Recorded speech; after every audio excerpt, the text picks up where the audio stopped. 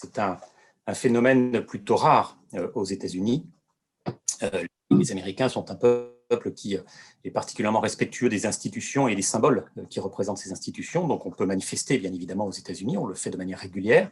Il y a parfois aussi des débordements, des actes de violence que l'on observe dans ces différents mouvements.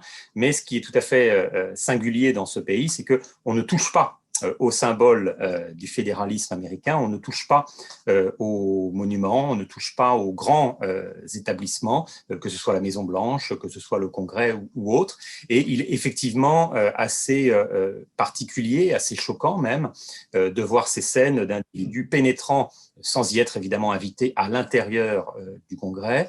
Je rappelle que le Congrès était en plus en réunion, hein, ce n'était pas un moment anodin, donc il y avait bien évidemment un risque sécuritaire très important pour les membres du Congrès qui se trouvaient à l'intérieur, y compris d'ailleurs pour le vice-président des États-Unis, Mike Pence.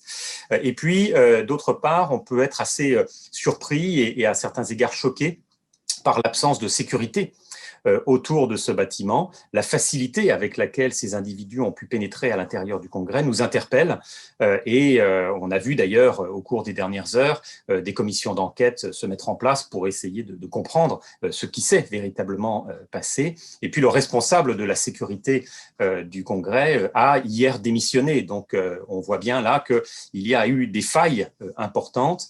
Et on a effectivement deux questionnements, à savoir d'abord pourquoi est-ce qu'on assiste à ce type de scène, et puis comment est-ce que ça a pu arriver. Alors, il faut évidemment rappeler les faits. Nous avons eu une élection aux États-Unis le 3 novembre dernier, et dans le processus électoral et démocratique américain, consécutivement à l'élection, il y a un certain nombre de phases qui vont précéder la prise de fonction du nouveau président, qui aura lieu le 20 janvier, donc dans 2 semaines.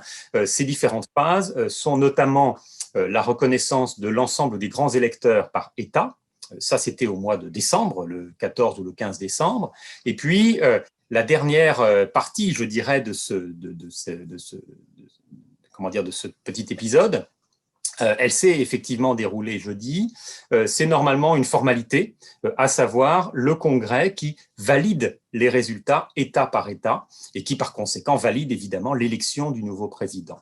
Nous avons vu d'ailleurs, avant même l'entrée au Congrès de ces manifestants, des problèmes émerger, puisque dès que certains États posant problème ont été avancés, c'était notamment le cas de l'Arizona, puisqu'on fonctionne par ordre alphabétique, donc dès le 3e État mentionné par les membres du Congrès, on a tout de suite eu les premières objections qui ont été prononcées par des élus républicains, et donc on partait sur des séances plus longues qu'à l'accoutumée, à savoir rediscuter État par État la validité de ces objections et puis donc pouvoir avancer dans ce processus démocratique. Et c'est précisément pendant ce moment que Donald Trump a invité ses sympathisants, par le biais d'une vidéo, à contester le résultat. On sait quelle est sa position par rapport au résultat du 3 novembre. Il conteste ce résultat et il a invité ses partisans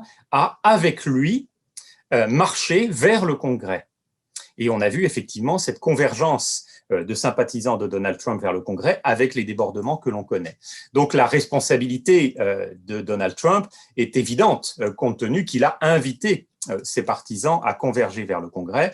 Il va de soi, en revanche, qu'à aucun moment, il n'a incité ses partisans à prendre d'assaut le Congrès. Donc, il n'est pas responsable en soi des débordements, mais il est responsable de cette action, de cette manifestation vers le Congrès, dont l'objectif était tout simplement de contester un résultat qui a déjà été validé par les différentes cours des États qui étaient en jeu, et puis qui avait été validé par la Commission électorale américaine. On peut évidemment poser un certain nombre de questions quant au risque de voir les institutions américaines être menacées suite à ce que l'on a vu. Il y a effectivement des faits aussi troublants qu'inquiétants. D'abord, de voir un président sortant négliger les institutions et le processus électoral est évidemment quelque chose qui interpelle.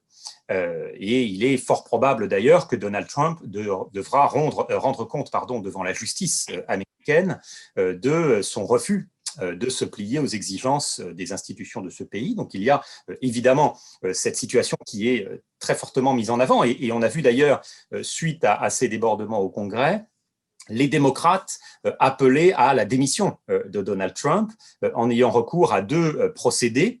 Le premier, c'est l'invocation du 25e amendement de la Constitution qui stipule que quand un président est jugé inapte à assumer ses fonctions, il est remplacé par le vice-président des États-Unis. C'est ce dernier qui doit d'ailleurs invoquer cet amendement. Et puis, il doit être accompagné par la majorité des membres de l'administration. Donc, les démocrates ont pressé Mike Pence de chasser du pouvoir Donald Trump pour le remplacer. Donc, ce serait évidemment quelque chose d'inédit. Et puis, les démocrates ont menacé les républicains que s'ils refusent d'invoquer le 25e amendement, dès lundi, ils vont à nouveau, pour la deuxième fois, lancer une procédure de destitution de Donald Trump, ce qui est assez incroyable, puisque d'abord, ce serait le premier président de l'histoire américaine à être confronté deux fois à une procédure de destitution, et puis d'autant plus spectaculaire que cette deuxième procédure interviendrait une dizaine de jours seulement avant la fin de son mandat.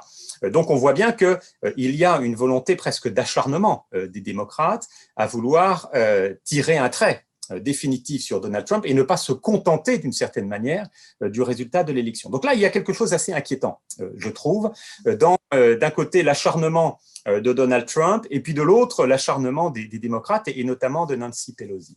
Il y a aussi évidemment quelque chose d'inquiétant pour cette démocratie américaine, quand on voit qu'il est désormais possible de contester des résultats qui sont validés par les commissions électorales et qui sont validés par le Congrès. Ça veut dire d'une certaine manière qu'il n'y a plus de confiance dans les institutions, et il est d'ailleurs troublant de voir que, selon certains sondages qui ont été rendus publics dans la nuit, la majorité des républicains soutiennent le mouvement. Ils ne soutiennent pas la violence, ils ne soutiennent pas les scènes que l'on a observées au Congrès, mais ils soutiennent le mouvement de désapprobation du résultat de cette élection. Ils se sentent floués, comme on dit en français, c'est-à-dire qu'ils considèrent que l'élection a été volée par les démocrates.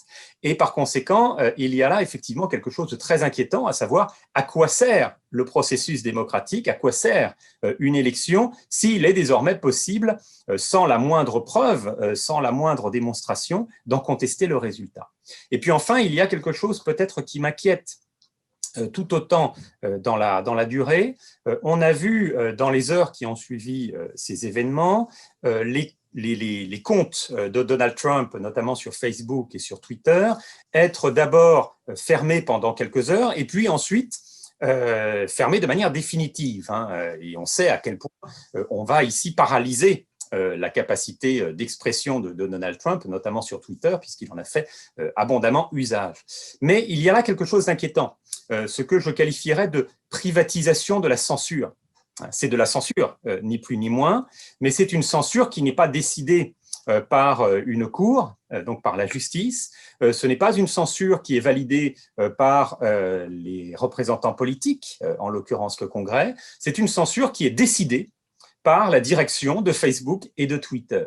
Et donc, il y a là, je trouve aussi, quelque chose sur lequel il va falloir à un moment, et sans doute très rapidement, réfléchir aux États-Unis, à savoir l'espace de liberté d'expression qui est si souvent mis en avant dans ce pays, est-il véritablement garanti à partir du moment où ces grandes entreprises que sont Facebook et Twitter peuvent se permettre de couper le micro à ceux qui ne partageraient pas leurs opinions. Il y a là, je pense, quelque chose qui devra aussi être mis en avant parce qu'il s'agit véritablement d'une forme d'atteinte à la démocratie, ce qui ne veut pas dire que les propos de Donald Trump soient en tout point respectables. Mais est-ce que la réponse doit être d'avoir des initiatives privées de censure? C'est quelque chose qui va évidemment falloir discuter. Donc oui, la démocratie américaine est sinon en danger, parce que le danger signifierait qu'il y aurait un risque de voir ce système remplacé par un autre système. Nous n'en sommes pas là. Mais on voit bien qu'il y a des fractures profondes et sans doute malheureusement, la présidence de Donald Trump n'a été que le révélateur de ces fractures qui se poursuivront après la fin de son mandat. Donc, il y a évidemment quelque chose d'inquiétant. Un dernier mot enfin sur la politique internationale. Les scènes que nous avons vues il y a 2 jours au Congrès ont été bien évidemment relayées dans le monde entier. Elles ont choqué les opinions publiques mondiales. Elles ont parfois amusé. On se dit, tiens, finalement, ce pays qui se dit si solide, qui se dit si parfait, eh bien, n'est même pas capable de contenir un petit groupe d'individus quand ils convergent vers le Congrès. Mais de manière plus générale, ça nous interpelle sur les maux profonds dont souffre l'Amérique aujourd'hui. Et il y a là, évidemment, une crise de représentativité des États-Unis sur la scène internationale. Ce pays qu'on a pour habitude de voir comme solide, comme reposant sur des institutions tout aussi solides, parce qu'elles sont vieilles de plus de 2 siècles, eh bien, montre désormais ses faiblesses. Et puis, c'est une crise de leadership, évidemment, qui accompagne cette représentativité.